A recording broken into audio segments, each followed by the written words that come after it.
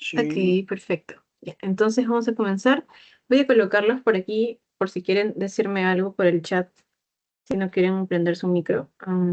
Ya, entonces esto que vamos a ver a partir de ahora ya es netamente embrio. Se han dado cuenta por sus teorías, ya dejamos atrás genética. No es que sea completamente diferente, van muy de la mano embriología y genética.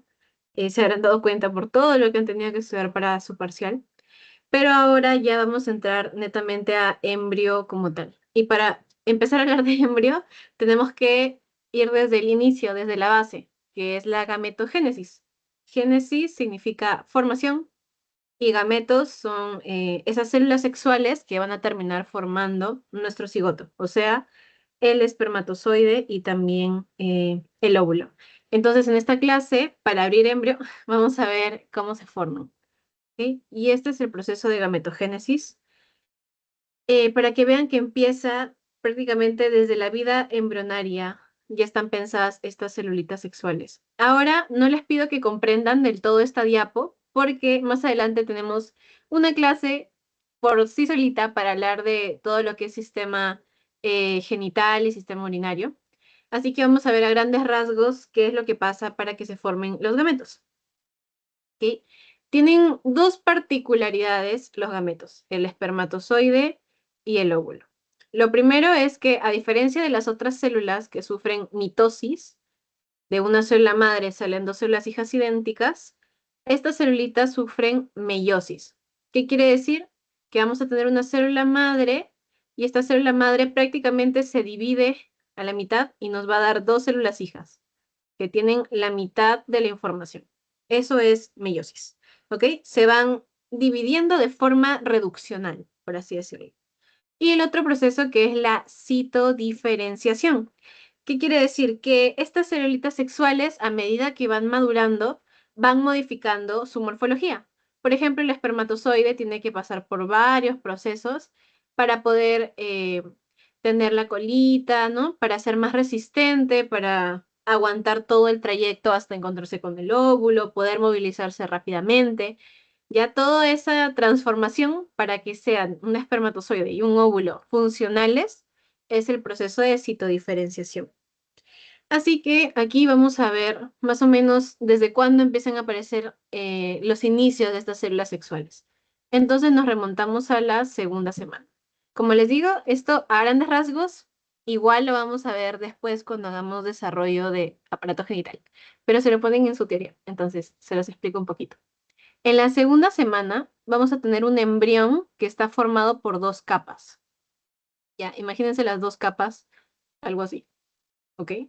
Son esas dos capitas. Entonces, una de estas capas se llama epiblasto y la otra capa, hipoblasto.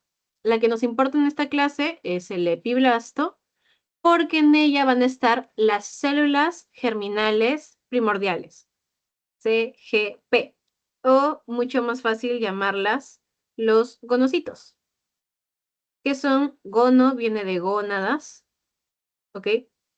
Son las que van a formar las células sexuales más adelante, el aparato genital, bueno, reproductor, más bien dicho, más adelante, ¿ok? Los gonocitos.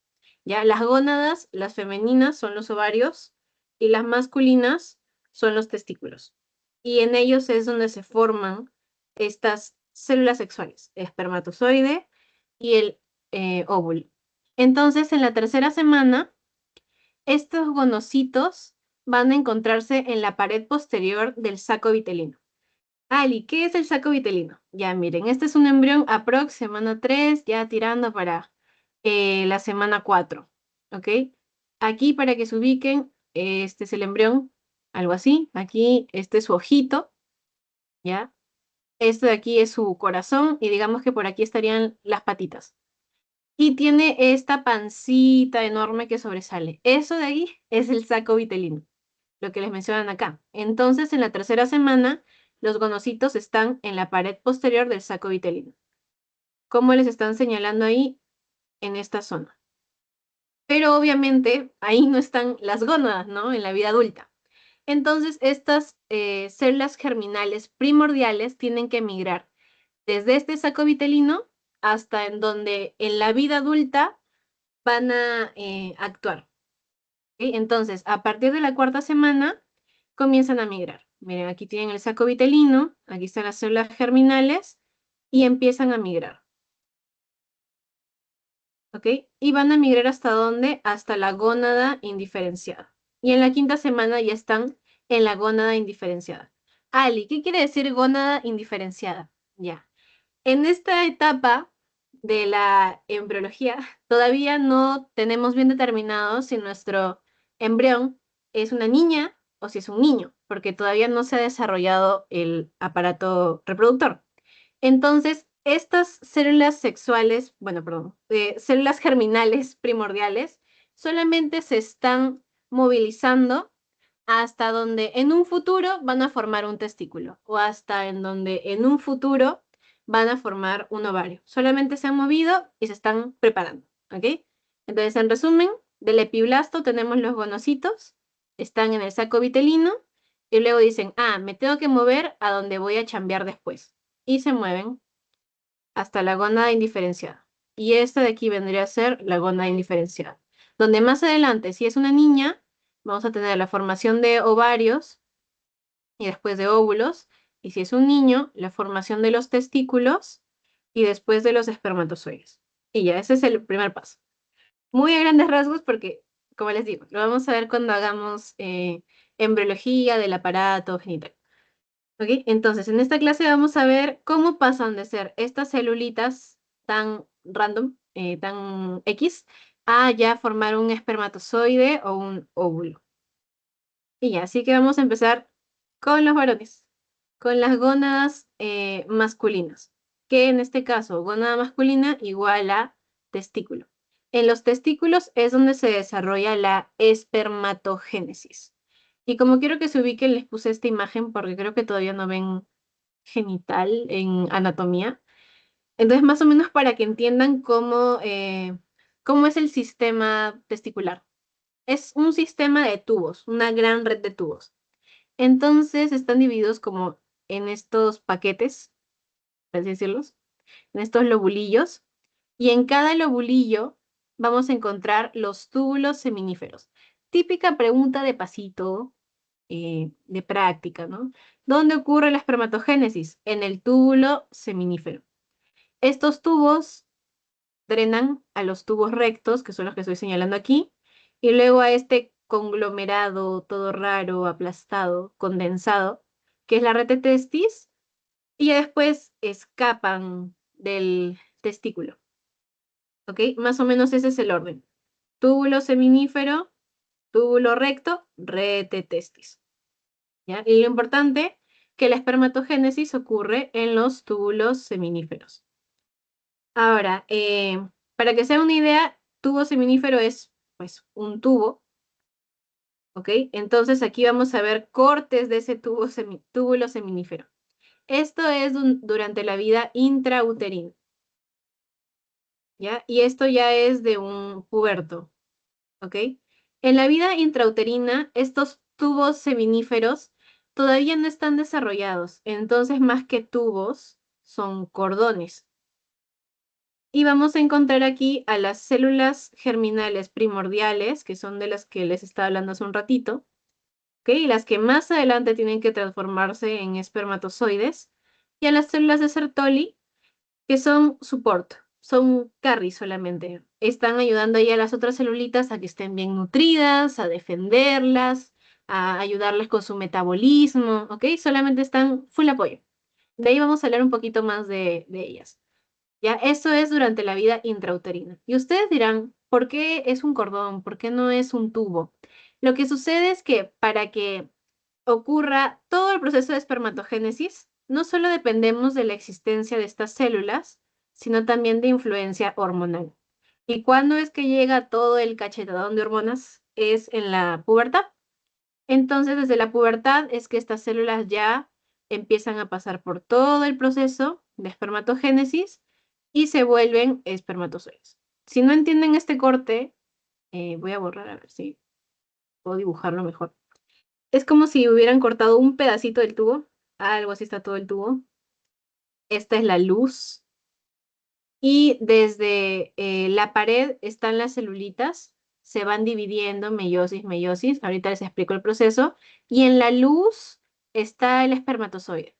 Ali, ¿por qué está en la luz? Porque acuérdense que tiene que seguir todo este tobogán, todo este trayecto, para poder salir, ir al tubo recto, y después ir a la red de testis, capacitarse, al epidídimo, y ya pues después sale.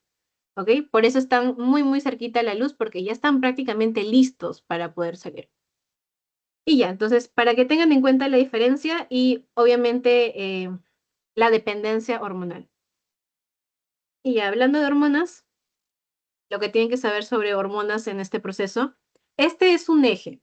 Uno de los pocos ejes que van a ver en embrio, creo que solamente hablamos de dos, y se lo tienen que aprender, lamentablemente, pero les voy a explicar para que lo entiendan más o menos, ¿ok?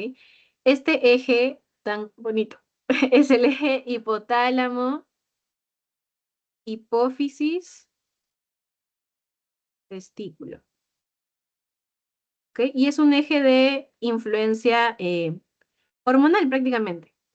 El hipotálamo, el primero que manda, esto que dice pituitaria anterior, ya, esa es la hipófisis, también le dicen pituitaria, pituitaria, y después aquí ya tenemos el testículo.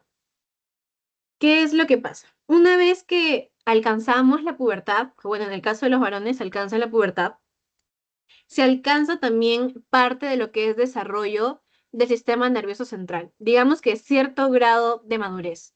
Entonces, desde este punto es que el hipotálamo empieza a producir la GnRH, que si no saben qué significa, es la hormona liberadora de gonadotropinas.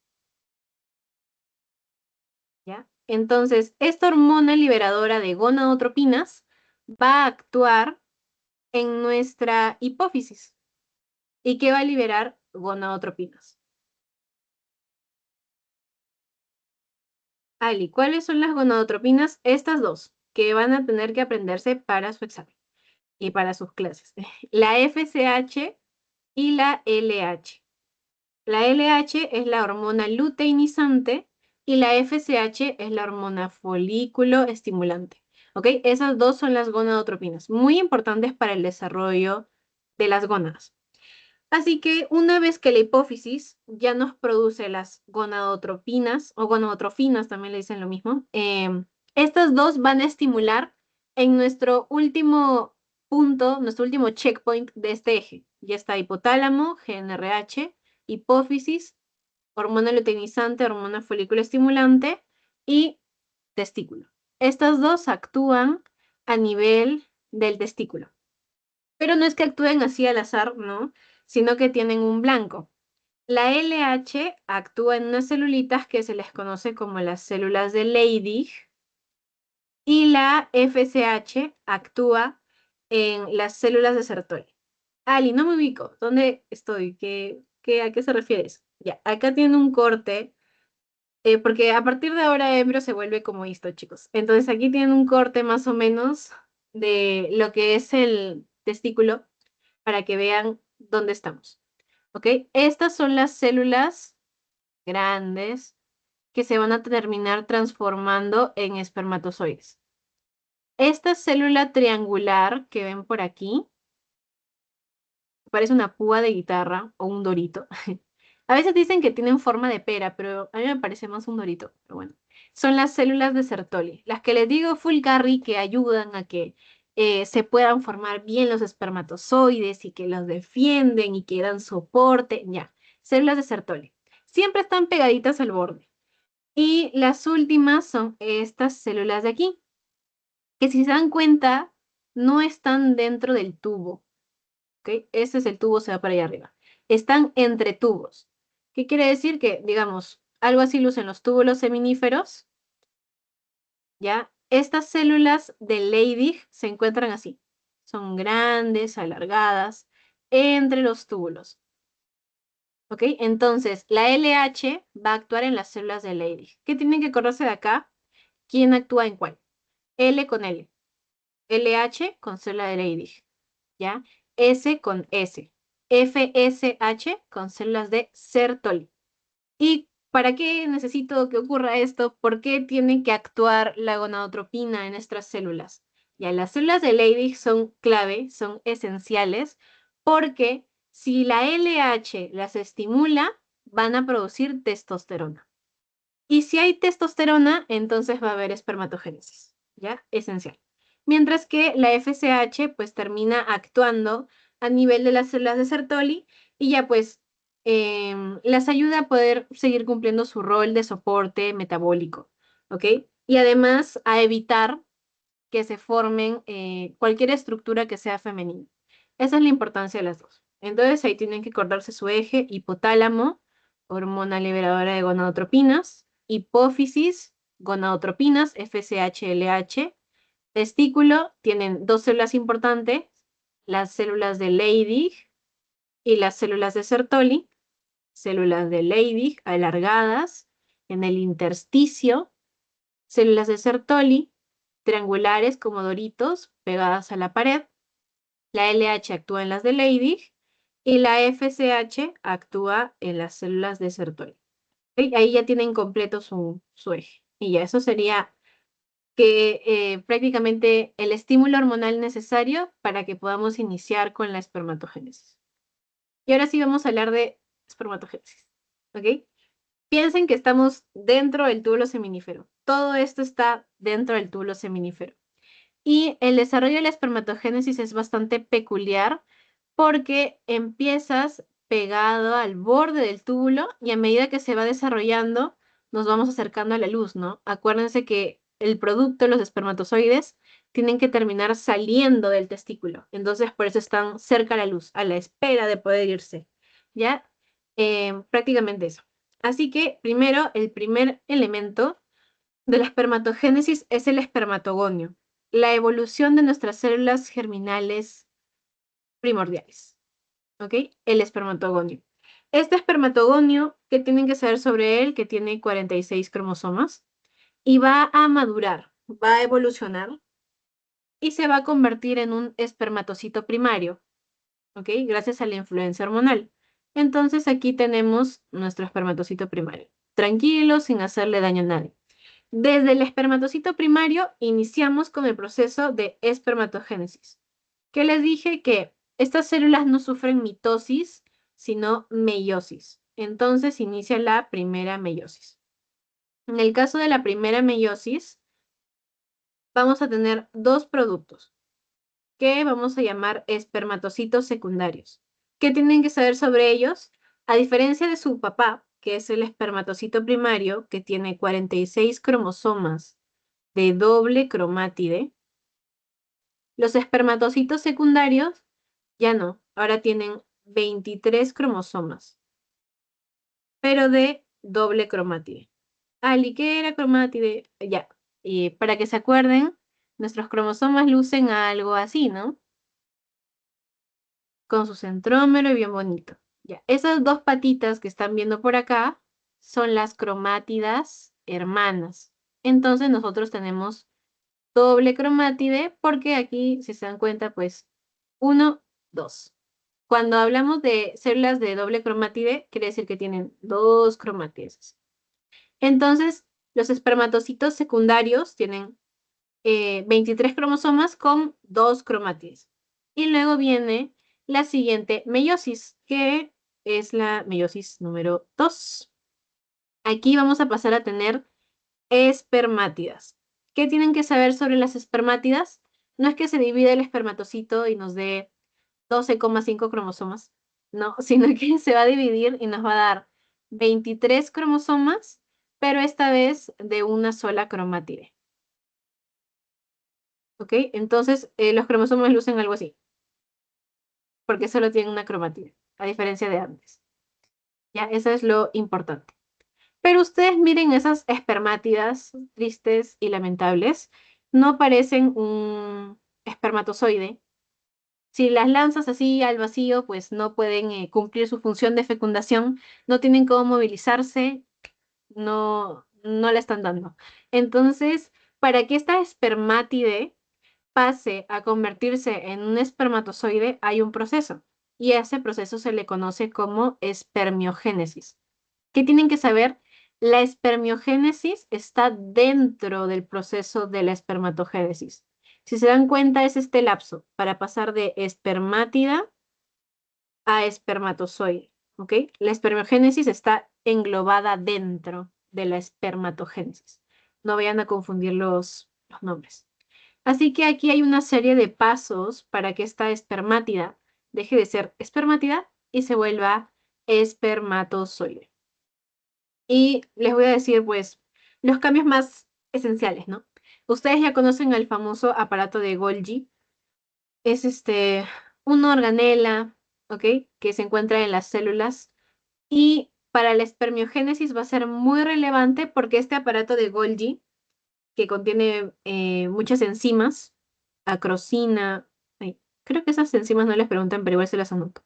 Acrosina, hialuronidasa, va a transformarse y poco a poco va a terminar conformando lo que es un acrosoma, ¿ok? Es esto de aquí. Y ustedes se dirán, Ali, ¿qué es el acrosoma? Ya, si se dan cuenta, para que el espermatozoide pueda ingresar al óvulo, necesita prácticamente romper todo lo que es su paso y poder meterse. ¿Eso cómo lo logra? Gracias a estas enzimas. Entonces, a partir del aparato de Golgi, es que el espermatozoide consigue este casquito, así como en el Minecraft, su gorrito. Consigue ese casquito que lo ayuda a romper todo, a destruir todo lo que hay a su paso y a poder llegar al óvulo. ¿Ok? Ese es el acrosoma. Sin acrosoma, el espermatozoide no puede entrar a ningún lado. Por eso es esencial. Entonces se forma a partir del aparato de Golgi. Y así puede penetrar al óvulo, a las capas que están cerca al óvulo durante el proceso de la fecundación. Después también tienen que tener en cuenta que el espermatozoide es muy delgadito, es skinny.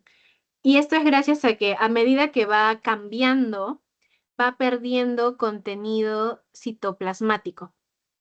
¿Ok? Es algo que deja para poder transformarse en un espermatozoide. Y poco a poco también va a empezar a formar lo que es su cuellito, que es esta región de aquí, el cuellito, la pieza intercalar, esta zona de aquí, también, y finalmente la cola.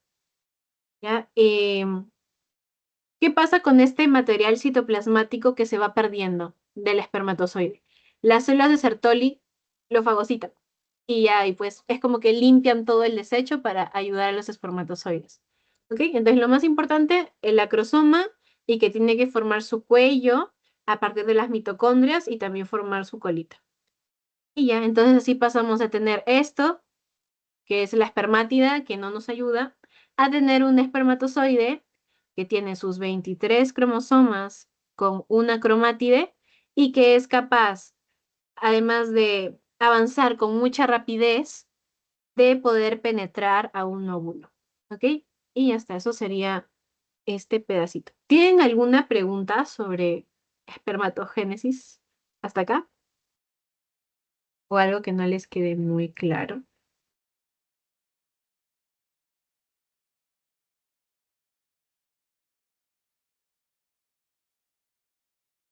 Ya, chicos. Entonces, vamos a pasar. Aquí hay una imagencita para que ya entiendan cómo es el cambio.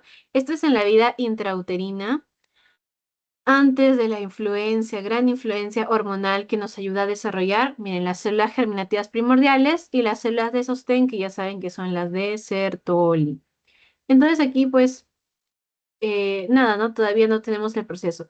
Sin embargo, aquí ya tienen un túbulo seminífero de un puberto. Entonces hay influencia hormonal, tienen su eje hipotálamo, hipófisis, eh, ay, se me fue el nombre, gónada.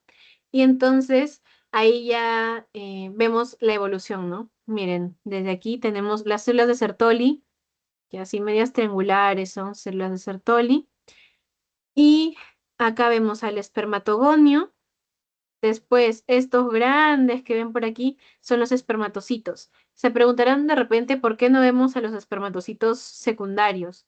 Lo que pasa es que el cambio de espermatocito primario a secundario a espermátide es tan rápido que es muy, muy difícil ver un espermatocito secundario.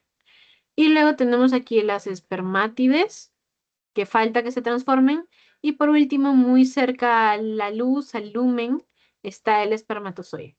¿Ok? Entonces, esa es la espermatogénesis. Y ahora vamos a verlo, pero desde la parte femenina. ¿Ok? Gónadas femeninas, que son pues los ovarios. Y la ovogénesis es mucho más distinta a la espermatogénesis, es más compleja, diría yo. ¿Sí? Entonces, partimos de nuestras células germinales primordiales, y tenemos en un inicio la ovogonia, que es la que parte con todo, ¿no?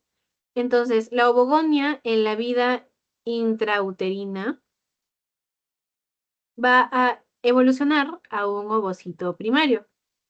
¿Ok? Es como que madura y ya tenemos el ovocito primario. El ovocito primario igual tiene 46 cromosomas y estos son de doble cromátido. Una vez que ya está establecido, va a comenzar la primera división meiótica. ¿Ok? La primera división meiótica, véanlo como una línea de tiempo, parte desde la vida intrauterina, pero no se concreta, queda en stop. ¿En qué momento? En la profase. ¿Ok? No se completa, estamos en un alto. ¿Cuándo se va a completar esta primera división meiótica? Cuando nuestra persona, o sea, digamos, por ejemplo, la chica, llegue al día de la ovulación. Entonces, ese ovocito primario queda a la espera. Todavía no completa su meiosis y una vez llegue el día de la ovulación, completa recién su meiosis y se vuelve un ovocito secundario. O sea que esta ovogénesis empieza desde la vida intrauterina, a diferencia de los varones que empieza desde la pubertad y todo es así de golpe, ¿no? Aquí empieza, stop, y de ahí continúa.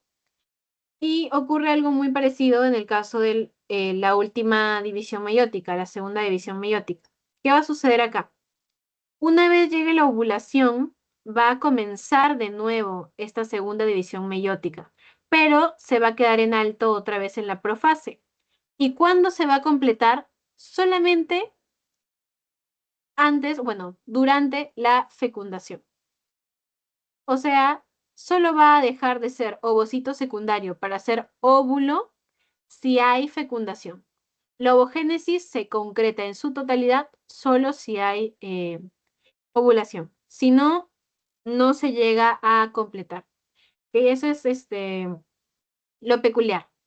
Ahora, otra cosa sobre esta meiosis. Usualmente las meiosis son como la célula madre le da mitad mitad a sus células hijas, ¿no? Sin embargo, en el caso de los ovocitos es diferente. No se dividen mitad mitad, sino que, por ejemplo, el ovocito primario se divide y vamos a tener a un ovocito secundario, pero vamos a tener a un cuerpo polar.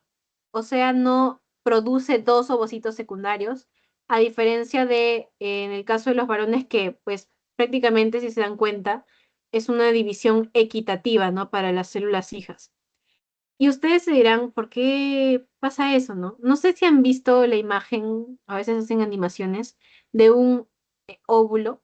Es exageradamente grande, es un celulón, es enorme.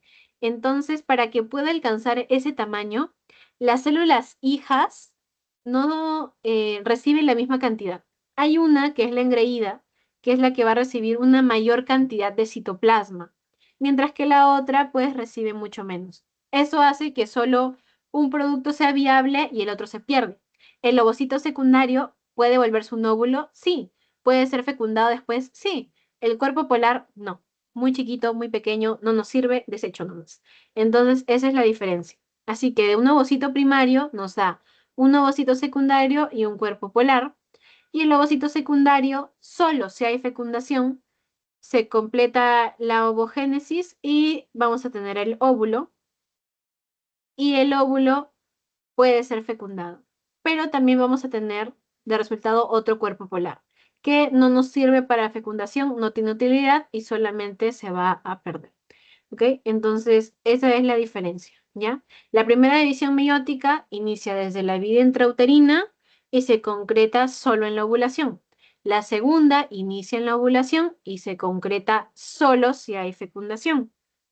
Luego, no se dividen equitativamente las células hijas. La diferencia en comparación con la espermatogénesis. Y aquí tienen la imagen de acuerdo al desarrollo embrionario. Miren, este es de cuarto mes, séptimo mes y de una recién nacida. Ok, entonces ahí ven a los ovocitos primarios, a los ovogones estos que están de amarillito. Aquí estos ovocitos primarios todavía recién se están desarrollando.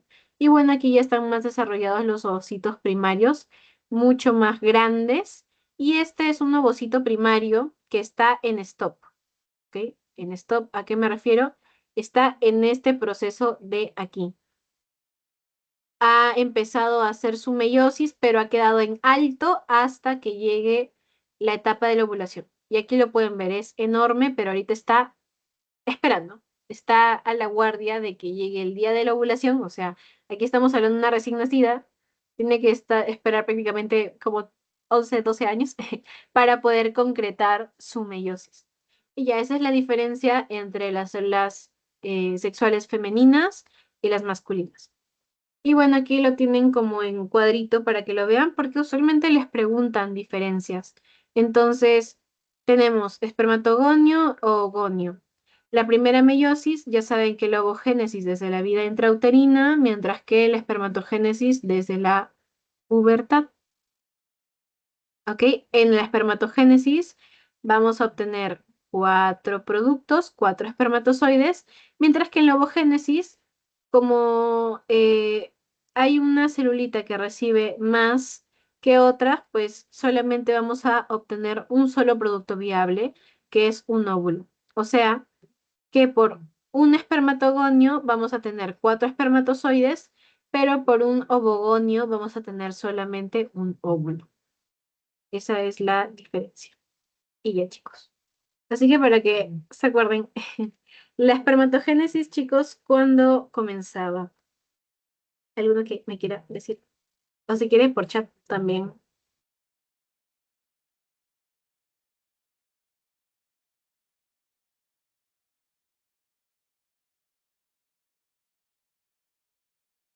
¿Ya? ¿Cuándo comenzaba la espermatogénesis? Exacto. Y la ovogénesis, espermatogénesis, pubertad. La ovogénesis ya desde la vida intrauterina. ¿Cuántos productos había para cada uno? O sea, de una espermatogonia, ¿cuántos espermatozoides? Y de una ovogonia, ¿cuántos ovocitos? Bueno, ¿cuántos óvulos? Más bien.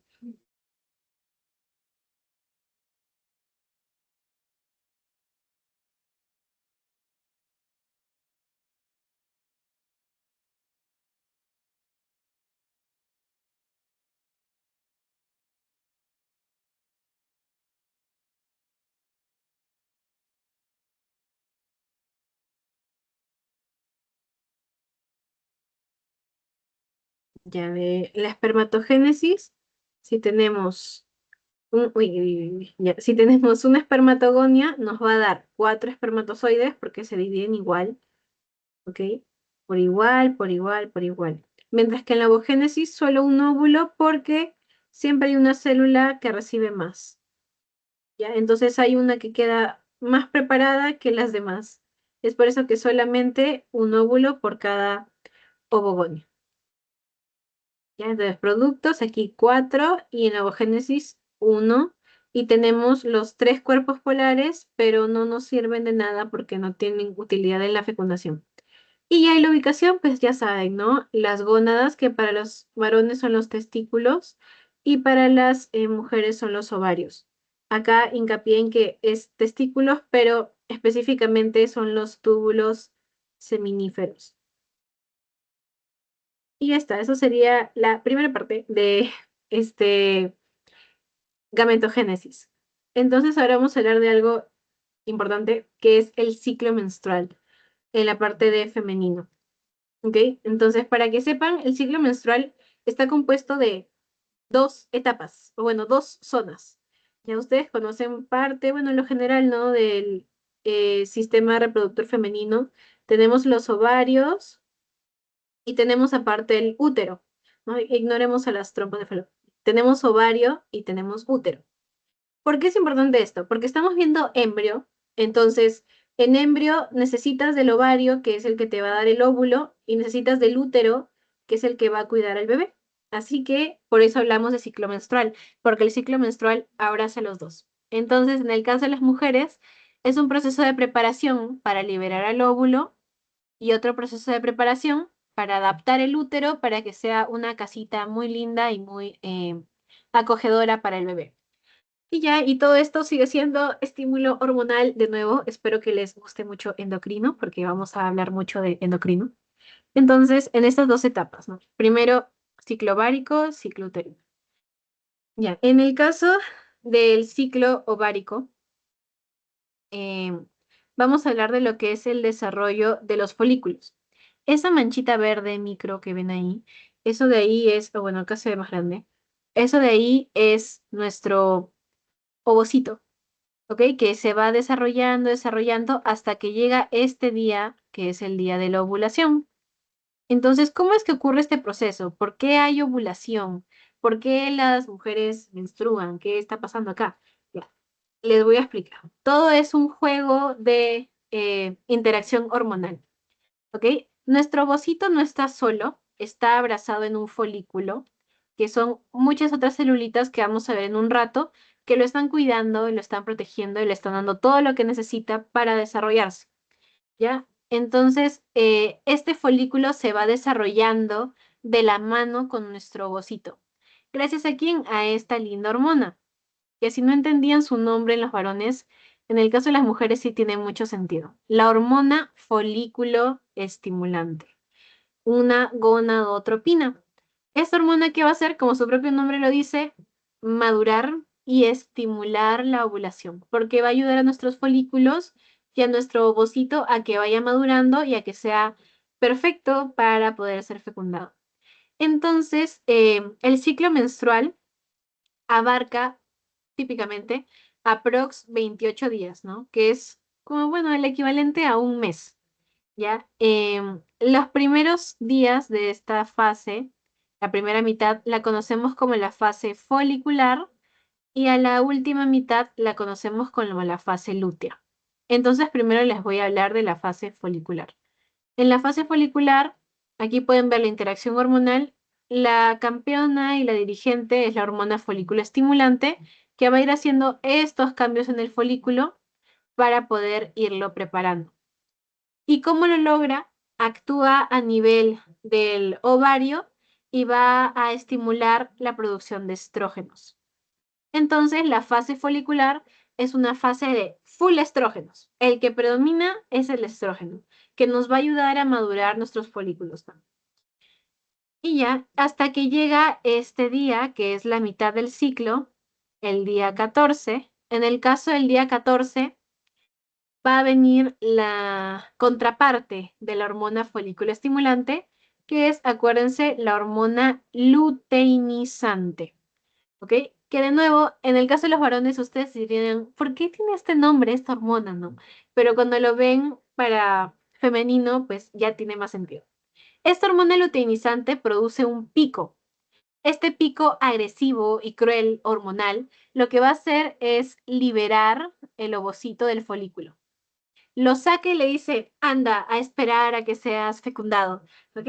Y ocurre justo en la mitad del ciclo, día 14. Ya, entonces libera el ovocito y el ovocito tiene que ir a la espera de su espermatozoide. Ya, justo a la mitad del ciclo. Pero ¿qué pasa con el pobre folículo que todo ese tiempo estuvo cuidando y abrazando al ovocito? Se queda completamente solo y la hormona luteinizante pues actúa en él. Y en este cuadro depresivo del pobre folículo vacío se va a ir llenando de grasa y va a empezar a producir hormonas. Específicamente, ¿qué hormona? Progesterona. ¿Ok? El folículo queda todo vacío y se vuelve así amarillito. Y lo vamos a pasar a llamar cuerpo lúteo. ¿Ok? Ahí viene el nombre, hormona luteinizante. Está transformando tu folículo en un cuerpo lúteo. Lo está luteinizando. ¿Para qué? Para que este cuerpo lúteo produzca progesterona. Ali, pero ¿yo para qué necesito progesterona? La progesterona, el nombre te lo estoy diciendo. Gesterona, gestación, pro, a favor, está a favor de la gestación. Es una hormona que va a acomodar todo el útero, lo va a remodelar por completo para que sea lo más apto y lo más amigable para que pueda haber un bebé ahí. Entonces, para eso es la progesterona.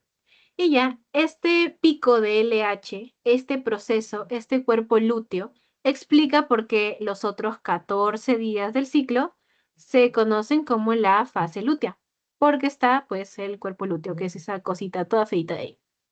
¿Ya? Y ya, eso es prácticamente el ciclo ovárico. Ahora, ¿qué está ocurriendo a la par en el ciclo uterino?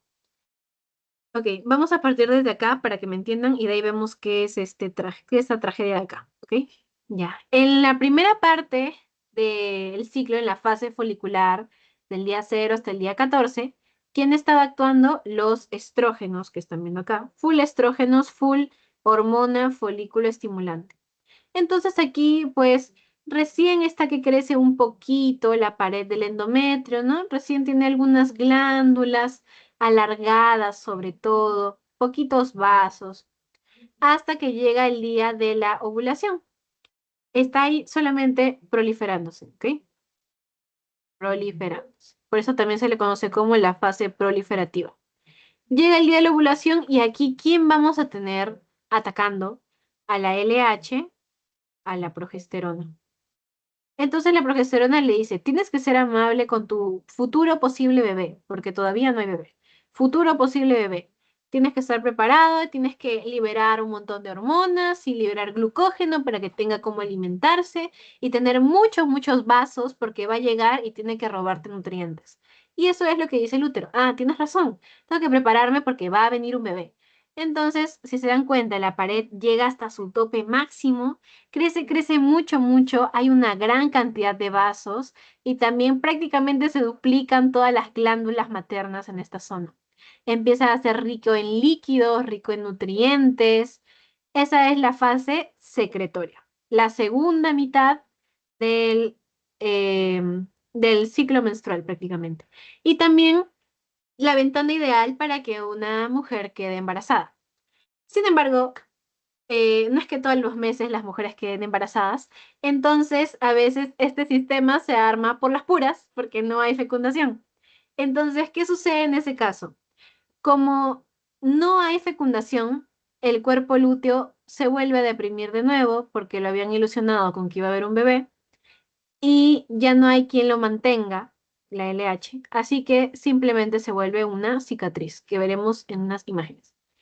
Y en el caso de el útero que había armado todo su sistema preparado para esperar un bebé, pues todo el sistema igual se va a perder, porque quien lo mantiene es la progesterona. La progesterona es la que le está diciendo al útero, tienes que alistarte, va a venir un bebé, tienes que alistarte. ¿Quién producía la progesterona? El cuerpo lúteo. Y si no hay cuerpo lúteo, no hay progesterona, entonces tampoco hay pared uterina bonita, ¿ya? Y todo se pierde. Eso de ahí, esa pérdida de la pared, esa descamación, es la menstruación. Los 5 días del mes en el que las chicas sufren cólicos y sangran, ¿ok? Se está perdiendo todo lo que se había formado durante el ciclo menstrual. ¿Y por qué hay cólicos? Porque el músculo uterino empieza a contraerse para que toda esta pared se termine de escamar y salga. Y todas esas arterias, esas glándulas que se habían formado, ese epitelio, ¡pop!, para afuera. ¿Ok? Y ahí eso sería prácticamente el ciclo menstrual. ¿Qué tienen que acordarse para su examen? Les he explicado todo para que entiendan, porque si les digo full memoria, probablemente se olvide. Pero igual, ¿qué tienen que acordarse? Que tenemos dos etapas, una fase folicular, una fase lútea. En la fase folicular, ¿quién actúa? Fácil, nunca se van a equivocar en el examen, la hormona folículo estimulante, fase folicular. Y en la fase lútea, la hormona luteinizante. ¿Ok? En la primera fase, full estrógenos gracias a la FSH. En la segunda fase, full progesterona gracias a la LH. Y ya, si estamos hablando del útero, pues la primera fase es la etapa proliferativa, el útero está creciendo. Y la segunda fase es la etapa secretoria. El útero está liberando todo porque va a venir un bebé. ¿Ok? Y si no hay bebé, si no hay fecundación, se pierde todo este sistema y regresamos a cero. Y ya, eso es lo que tienen que acordarse. Ahora, AMPAI del útero para que vean las diferencias. Fase proliferativa, ya saben, estamos a pros desde el día 0 hasta el día 14. Fase secretora, ya desde el día 15 más o menos hasta el día 28. El día 14, muy importante, porque es el día de la ovulación. ¿Ok? ¿Por qué se da la ovulación? Porque aumenta la LH. La fase proliferativa. ¿Quién está actuando aquí? ¿Quién está liderando? El estrógeno. Entonces, miren estas glándulas. Son glándulas pues como alargadas. ¿Ok? Son las glándulas maternas. No vemos gran vascularización, pues sí hay pequeños vasitos, miren por ahí, ¿no? Pero no hay una gran vascularización. Son pequeñas arteriolas, ya las glándulas maternas alargadas, muy, muy alargadas. El endometrio es el que está estimulando el crecimiento de todo este tejido. Lo está haciendo más grueso y está ayudando recién a que se regeneren los vasos, porque acuérdense que recién estamos saliendo de una menstruación, ¿ok? La etapa proliferativa. Y luego aquí tienen súper bonita a la etapa secretora.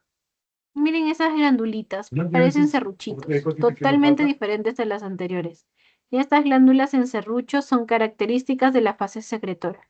Les dicen en serrucho, también les dicen, tiene otro nombre. Mm, Ya, si me acuerdo, les hago acordar. Pero lo importante de tortuosas, ahí está, glándulas tortuosas. Ya, lo importante aquí es que miren toda esta cantidad de esos rojitos que ven por ahí. Esa cantidad de vasos está muy, muy vascularizado y hay una gran producción de glucógeno eh, y el tejido está prácticamente lleno de líquido, full edema, todo edematizado, porque está listo para que ahí llegue un embrión. ¿Ok? Entonces ahí, ¿quién está liderando? La progesterona, la que está a favor de la gestación en la fase secretora. Y bueno, ahora vamos a hablar acerca de folículos ováricos, que como les dije, como vieron en esta linda imagen que está por acá, que resume todo, em, el folículo va cambiando, ¿ok? Entonces, como en medicina todo le dan nombre, vamos a ver los pasos que sigue este folículo, que lo tienen que saber también para su examen. Entonces vamos a iniciar con los más basicones, los folículos primordiales. ¿Qué pasa con los folículos primordiales? Son starter pack, nacemos con ellos y son muy simples. Tenemos un ovocito en medio, que es eso que ven ahí, esa manchita es un núcleo. Y alrededor vamos a tener la capa de células foliculares, estas que están viendo acá, alargadita, alargadita, alargadita, ¿ya?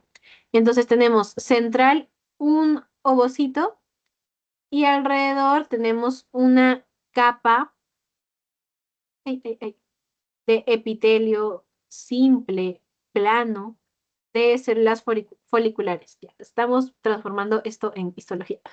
Bueno, entonces son las más básicas, lo tienen, por ejemplo, las bebés, todavía no están bien desarrolladas, recién nacemos con ellas, están esperando el día de la ovulación para terminar de desarrollarse. Luego tenemos el folículo primario unilaminar, que aquí ya hay cierto estímulo de la hormona folículo estimulante. Entonces, como que el folículo empieza a desarrollarse, empieza a madurar sin sufrir grandes modificaciones. La capita que teníamos plana va a transformarse en un epitelio cúbico. Entonces vamos a tener en el centro un ovocito y alrededor una capa con epitelio simple cúbico. ¿Ok? Después tenemos el folículo primario multilaminar. Aquí hay una proliferación, una multiplicación de las células foliculares. Entonces, si se dan cuenta, ya no tenemos una sola capa, sino muchas capas alrededor de nuestro ovocito, que es el que está en el centro. Y ya, ¿qué tienen que acordarse de aquí? Que empieza a formarse una membranita, que es la zona pelúcida, que es esta región de aquí. Ali, ¿qué es la zona pelúcida? Ya, es una zona que tiene el óvulo que va a tener muchas funciones. Por ejemplo, evitar que haya una fecundación entre especies diferentes, evitar que entre más de un espermatozoide, defender a nuestro ovocito de cualquier atacante, o sea, como una defensa inmune, ¿ya? Para eso sirve la zona pelúcida. Y la empezamos a ver desde el folículo primario multilaminar. No muy bien formadita, no muy bien desarrollada, pero está. ¿Ok? Entonces aquí vamos a tener el inicio de la zona pelúcida, un ovocito en medio, y el epitelio ya no es simple, es un epitelio poliestratificado cúbico, ¿ya? O multilaminar cúbico. Luego el folículo secundario, este se le conoce como folículo secundario o folículo de maduración. Aquí vamos a tener igual, ven esta capita gruesita que está por acá, como rosadita, ya. Esa es la zona pelúcida que se está formando. En el centro nuestro ovocito y aquí tenemos una gran cantidad alrededor de células foliculares. Ahora, eh, es desde este momento que vamos a empezar a tener dos grupos afuera, dos grupos de células foliculares. Y voy a hacer un zoom porque a veces uno se confunde, entonces, para que me entiendan más o menos. Miren, este es nuestro ovocito, ¿ya? Alrededor del ovocito viene la zona pelúcida. Esta es la primera señal de que este es un folículo secundario. Hay una laguna, se empiezan a formar lagunas, ¿ok? Pero esta laguna es pequeña, folículo secundario. Ahora por fuera ven todo este cachetadón de células que vendrían a ser células foliculares. Estas células foliculares forman la teca. ¿Ya? Hay una teca interna y hay una teca externa. Entonces les explico más o menos. La teca interna son estas que están más coloreaditas como de color moradito, ¿ok? Esas son las células de la teca interna. Y las que están por fuera, más de un rosado un poco más pálido, son las células de la teca externa. ¿Ya? Y ahora les voy a explicar su importancia. Bueno, se los explico una vez. Las células de la teca interna tienen la capacidad de producir hormonas, sobre todo estrógenos. Entonces ahí estamos en un ultragiro de estrógenos y más estrógeno igual más desarrollo folicular, ¿ok? Mientras que las de la teca externa son células más algo así, como alargaditas, rositas, que estas células nos van a servir para sostén, sobre todo. Y ya, esa sería la diferencia. Desde el folículo secundario empezamos a ver esta diferenciación. Y ahora lo ven en un folículo de Graf. El folículo de Graf es el más importante. De Graf, folículo terciario, folículo preovulatorio. ¿Qué tienen que destacar de aquí? Primero, miren este lagunón enorme, es un abuso de laguna, ¿ya? Eh, en los folículos secundarios pueden hallar lagunas, varias lagunas pequeñas, pónganle, pero aquí ya hay un lagunón. ¿Ok? Laguna folicular. Entonces, este de aquí constituye el antro folicular. ¿Y de qué está lleno dentro? Está lleno de licor folicular. Bueno, ¿ok? Este licor es pues, muy rico en nutrientes. También vamos a encontrar la teca. Y aquí quiero que lo ubiquen. Ven esta capita de en medio, un poquito más oscurita, teca interna, teca productora de hormonas. Y esta que está acá por fuera de un rosado más pálido, teca externa. Teca de sostén, teca de soporte, ¿ok? Ahí está la diferencia para que se ubique.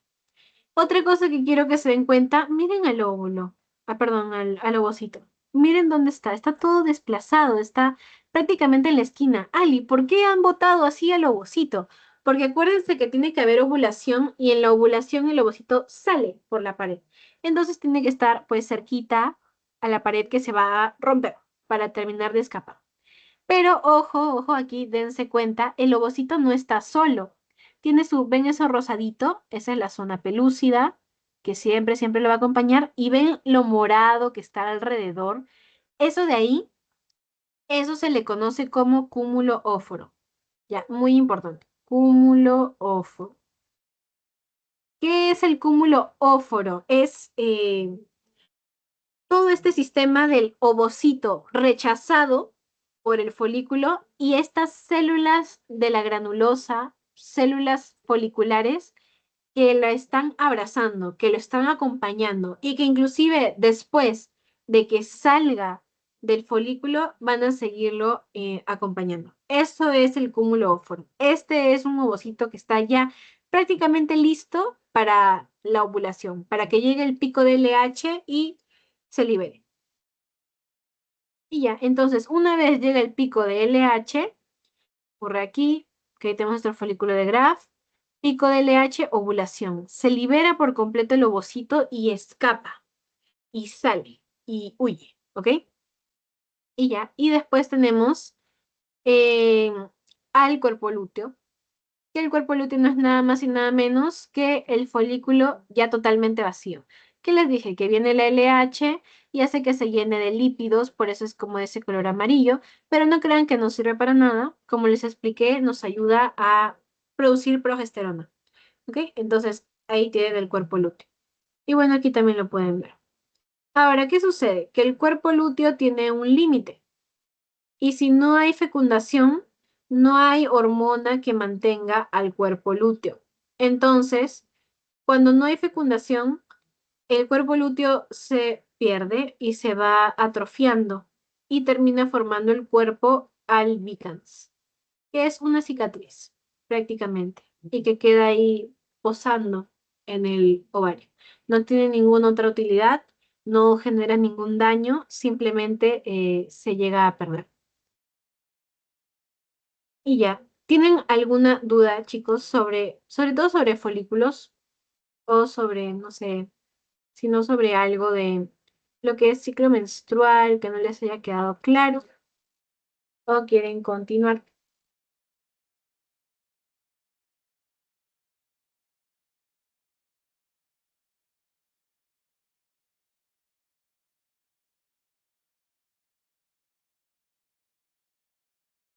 Ya, chicas. Ok, genial. Entonces, seguimos. Ya, aquí tienen el número de ovocitos primarios que tiene una mujer para que vean la caída de ovocitos. Nosotros nacemos de por sí con cierta cantidad de ovocitos que son los que van a actuar. En el quinto mes fetal hay aprox 7 millones de ovocitos. Sin embargo, no todos se mantienen, van disminuyendo progresivamente y a este proceso se le conoce como atresia folicular.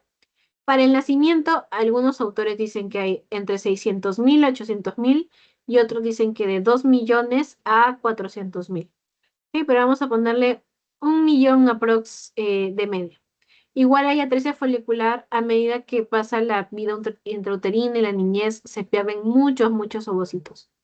En la pubertad, este número de nuevo se reduce, algunos dicen a 40.000, otros dicen a 300.000, y ya, y cada vez va quedando un número menor. ¿Qué quiero que tengan en cuenta? Que no es que por cada ciclo menstrual solamente se desarrolle un folículo y que ese sea el único, como se ve algo así en la imagen, ¿ok? No es que solamente uno se desarrolle todo el ciclo y actúe, no. Lo que pasa es que por cada menstruación, más o menos se activan y empiezan a desarrollarse 12 ovocitos.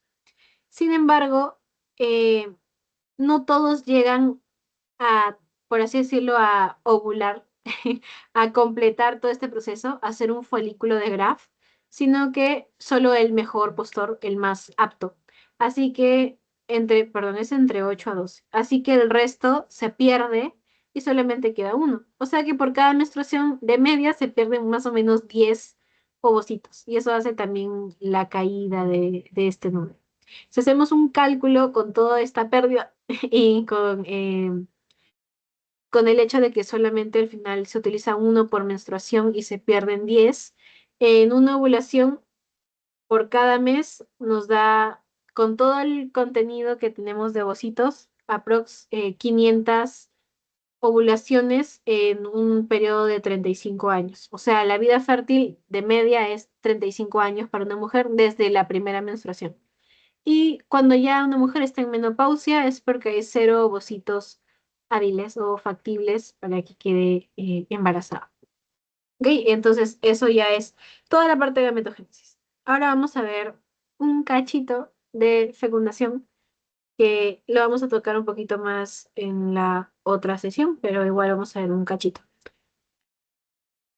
Ok, entonces, después del proceso de ovulación, esto ya se los expliqué, tienen acá un folículo terciario, tienen las células aquí que conforman la teca interna, la teca externa, y en la ovulación sale el ovocito y esto queda vacío y va a terminar formando el cuerpo lúteo, que el cuerpo lúteo es el mejor amigo de la producción de progesterona. Entonces ahí full progesterona. ¿Ok? La progesterona nos ayuda ¿para qué? Para desarrollar muy bien el útero y listo. Y ya, entonces la LH nos ayuda a iniciar la segunda división meiótica. Acuérdense que los ovocitos no es que se dividan, tengan meiosis de golpe, sino que necesitan estímulos, ¿no? La primera inicia en la vida intrauterina, se concreta con la ovulación, y también esta ovulación inicia la segunda división, que solo se concreta en la fecundación. El ovocito es viable aprox por 24 horas después de salir. Entonces aquí ven el folículo vacío que se va a transformar en cuerpo lúteo y aquí está el ovocito acompañado de sus células de la granulosa, o sea, el cúmulo óvulo. Ya se libera en esta zona y el ovocito no crean que se mueve, no, no, no, él espera a que lo fecunde. Entonces, máximo se queda en esta zona que se le conoce como ámpula o ampolla tubárica y es hasta ahí que tiene que llegar el espermatozoide para fecundarlo, hasta la ámpula. Ahora, la que les había mencionado hace un ratito, la zona pelúcida, que es esta de aquí amarillita. Ya acá quienes tienen al ovocito, bueno, ese es un núcleo, todo esto es el ovocito porque acuérdense que es enorme. Tienen a las células de la granulosa, y una vez ya estamos fuera del folículo, más que células de la granulosa, las conocemos como la corona radiada, porque forma una especie de corona alrededor del ovocito. Y a esta capita que carece de células, que es una capa glucoproteica, que es algo amorfa, es la zona pelúcida, que ahí donde la ven tan simple es muy importante. Y lo más importante de ella, bueno, aquí tiene todas sus funciones, pero la más importante es la reacción de zona. ¿Qué quiere decir reacción de zona? Una vez que se están acercando todos los espermatozoides y atraviesan la corona radiada, gracias a quién? A su acrosoma, que es rompe todo, ¿ya? Atraviesan la corona radiada, van a llegar y se van a encontrar con la zona pelúcida. La zona pelúcida hace algo. Uno puede ingresar. El que me ingresa después, largo. Entonces, permite que al citoplasma del ovocito ingrese un solo espermatozoide y después se cierra herméticamente y no permite el paso a ninguno más. Eso nos previene la poliespermia, que puede generar anomalías congénitas, como por ejemplo las triploidías. Entonces, es una, ¿cómo se dice? Prevedora, por así decirlo. Luego, que impide la fecundación interespecífica, solo se abre a un espermatozoide que sea de la especie humana. Algo peculiar porque a veces no ocurre en otras especies de animales, por ejemplo, con los conejos, las liebres, ¿ya? En el caso de humanos sí tiene que ser sí o sí de especie humana. Mantiene unidos los blastómeros. Ali, ¿qué es un blastómero? Ya, se une el espermatozoide y se une el óvulo y se forman un huevito, que es el cigoto. Ay, no pinta, ahí está. El cigoto empieza a dividirse muy rápidamente. Esos son los blastómeros, ¿ya? Entonces, ¿qué va a hacer la zona pelúcida? Evitar que todo eso se separe, que se mantengan unidas todas esas células en mitosis. Luego, evita el embarazo ectópico. ¿Por qué? Porque yo les estaba diciendo que, a ver, vamos a ver si hay otra imagen para que lo vean mejor. Ahí está. Yo les estaba diciendo que el óvulo, bueno, el ovocito no se mueve, se queda en la ampolla. Él espera, Princess Treatment, a que lo recojan, porque no va a ir hasta acá. No, no, no. El que tiene que moverse es el espermatozoide. Entonces el espermatozoide llega hasta aquí más o menos y ahí es donde se forma el cigoto. Pero el cigoto no debe quedarse ahí, porque si se queda ahí, problemas. ¿De dónde se va a nutrir? ¿Cómo va a crecer? Va a terminar destruyendo toda la trompa de falopio. Así que tiene que movilizarse hasta la pared uterina. Para que ocurra eso está la zona pelúcida, que es nuestra ultraguía, porque va a ayudar y va a guiar al cigoto para que se vaya yendo hasta la cavidad uterina. Por eso evita el embarazo ectópico. Y bueno, funciones de protección, impide el ingreso de anticuerpos y permite el intercambio de nutrientes. Por eso es tan importante. Y ya, después tenemos las fases, ¿no? Primero la penetración de la corona radiada, que son todas estas celulitas que acompañan al ovocito. Las cruza, activa la zona pelúcida y luego ingresa solamente la información génica del espermatozoide, o sea, toda la información está en la cabecita, en su núcleo. Ingresa y es así que ya el ovocito completa su segunda división meiótica y ya tenemos el proceso de fecundación.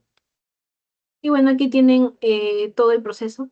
Primero hay una capacitación espermática una vez que llega el espermatozoide para que pueda llegar al tercio externo de la trompa. ¿Ok?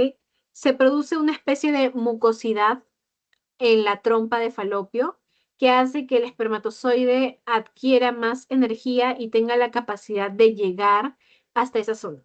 Todo el proceso, ¿cuánto demora? Más o menos 7 horas. Y de los millones de espermatozoides que ingresan, solamente hasta este punto, cerca del ovocito, llegan a lo mucho 300. ¿Sí? Luego viene la reacción acrosómica, que es igual a espermatozoide metiendo su cabecita, ¿sí? Destruyendo todo. Ahí ven la función de barrera impermeable de la zona pelúcida, ya no permite que ingrese nadie más. ¿Sí? Entonces, fijación en la pared del óvulo, penetración en el citoplasma, ya ingresó. Bloqueo de la poliespermia por parte de la zona pelúcida. El ovocito ya está listo, completa su segunda división meiótica. Listo. Y es ahí que se forman los pronúcleos, que es ultraunión de información femenina y masculina. ¿Ok? Pronúcleo masculino, pronúcleo femenino. Y luego se van a fusionar estos pronúcleos y es así que nos dan un solo producto. Mágico. Absoluto simple. Y ya. Términos que les van a preguntar o que, bueno, usualmente siempre preguntan en exámenes. Tenemos la formación de los pronúcleos femenino y masculino. Cuando estos pronúcleos pierden sus membranas y entran en primer contacto, se le conoce como singamia, la fusión de los pronúcleos, y la anfimixis es cuando ya estos estos pronúcleos son uno solo, y en este punto, en la anfimixis, ya no hablamos de fecundación, sino que hablamos de segmentación. O sea, aquí ya no es espermatozoide ni óvulo, sino es cigoto y ya entramos a embriología. ¿Ya? Entonces, esa es la anfimixis. Se acaba la fecundación, inicia la segmentación. Y ya ahí es donde comienza la división del citoplasma del huevito, que es el cigoto. ¿Ok? Entonces, segmentación. Ya tenemos el cigoto bestial, la unión de esta información del ADN materno, del ADN paterno. Este cigoto se va a ir dividiendo mucho, mucho, mitosis, mitosis, ¿ok? Pero tiene nombres. Primero va a haber una mitosis, ya pasamos de una célula a dos, luego a cuatro, luego a ocho. Cuando este producto tenga de 16 a 32 células, lo vamos a llamar mórula. Y cuando tenga más de 100 células, lo vamos a llamar blastocisto. ¿Por qué es importante el blastocisto? Porque quiero que vean cómo luce. A ver, antes de eso, otra cosa que tienen que tener en cuenta, mientras se está dividiendo el cigoto, no es que esté estático y se haya quedado en la ampolla tubárica, ¿ok? Justo aquí donde ocurre la fecundación, sino que se va dividiendo y se va movilizando porque la zona pelúcida lo va guiando hasta quedar en donde se va a implantar, que es a nivel uterino. Y entonces se va desplazando por la luz de la trompa. Y ahora, ¿por qué les decía que tienen que acordarse del blastocisto? Porque una vez que tiene más de 100 células, aquí estamos aprox en el quinto día y ya muy cerca de la cavidad uterina, el blastocisto va a lucir algo así. Ali, no entiendo, ¿qué significa?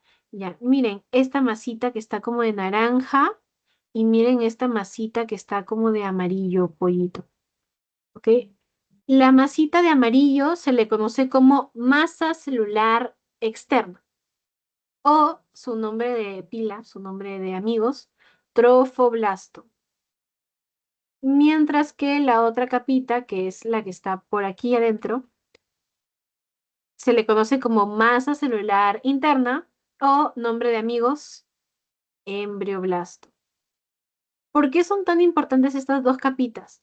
Porque el trofoblasto más adelante va a formar la placenta y el embrioblasto más adelante va a formar al bebé. Entonces ahí recae la importancia, ¿ok? Y ya, y el proceso de implantación lo vamos a ver un poquito más en la siguiente clase. Aquí tienen al blastocisto. Pregunta que me hicieron en mi examen. ¿Cuál es la primera cavidad que se forma? Ya.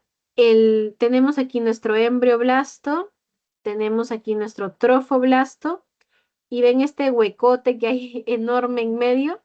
A esa cavidad se le conoce como blastocele, la primera cavidad que se va a formar del blastocisto. ¿Ok? Entonces, en el día 6 y día 7 va a ocurrir la implantación. Y aquí pueden ver cómo se va movilizando. En la ampolla tubárica ocurrió la fecundación, se va dividiendo y se va moviendo. Aquí para el día 5 ya tenemos al blastocisto y en el día 6-7 empieza a anidarse. ¿Ya? Nidación. ¿Qué quiere decir nidación? Que prácticamente está buscando el lugar que va a tomar durante el resto de la vida intrauterina. Y está conformado por dos procesos, la aposición y la adhesión. Aposición es orientarse, adhesión es contacto. Entonces, en la posición, el blastocisto se orienta a dónde se va a ubicar. Y eso ocurre aprox día 6-7. Acá podemos ver, no está en contacto todavía, solamente está direccionándose hacia la superficie endometrial, día 6-7. Y luego la adhesión que ocurre aprox días 7 y 8, que es el primer contacto entre ambas superficies de el polo del embrión, o bueno, del blastocisto y el polo materno. ¿Okay? A esta primera zona que entra en contacto con el polo materno se le conoce como el polo embrionario. ¿Ya? Empiezan a aparecer pequeñas vellosidades y aquí tenemos la actividad de lo que son las selectinas. Como receptores de carbohidratos que están esperando a que se una el producto. Y entonces ahí empiezan recién en la etapa de adhesión las primeras interacciones entre el blastocisto y la madre. Y participan varias sustancias, como por ejemplo lo que son ciclooxigenasas o factores de crecimiento.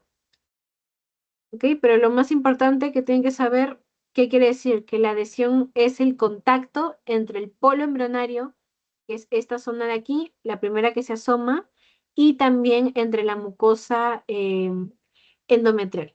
¿Ok? Y ya, esto debería ocurrir idealmente en la fase secretora del ciclo uterino, porque acuérdense que ahí es el momento en el que el endometrio está mucho más apto para poder recibir al bebé. Y bueno, eso sería todo de la primera clase. Uy, aquí tenemos la bibliografía, todo el Langman y el Moore. Si algo no les queda claro en Langman, lo ven en Moore y viceversa. ¿Ok? Entonces, ya, eso sería, chicos. Si no tienen alguna pregunta hasta el momento, voy a dejar de grabar. Entonces,